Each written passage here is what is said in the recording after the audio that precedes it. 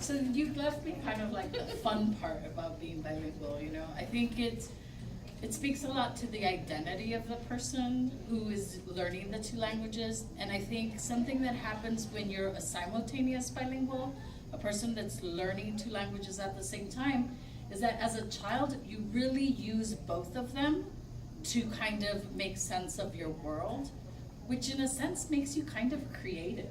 You know, your ability to use one language and then make it into the other language when you need to is pretty brilliant, you know, and we've all done it, right? Like I might say a phrase in English like, would you like to pick something before we eat? You know, we all know that I'm saying in Spanish, ¿quieres picar algo antes de comer?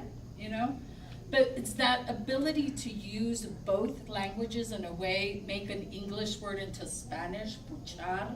It's using all of those linguistic resources. As a child, that's very normal when we do that, when we're learning two languages.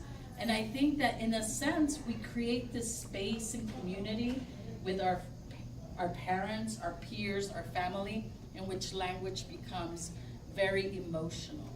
When I think you're learning two languages or more when you're very young, that emotional connection to language also anchors it in ways that a person who's a sequential bilingual, who learns a language afterwards, is not able to use language. So by you being a person at a very young age, before the age of 5, to have emotion and experiences that are based in a multilingual world, there's a lot of emotion connected to that.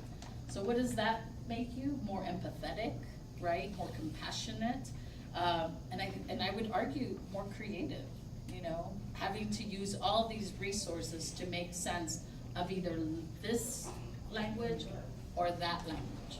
Now, we don't want our kids to stay there, right? We don't want them to always be using the English and Spanish, you know.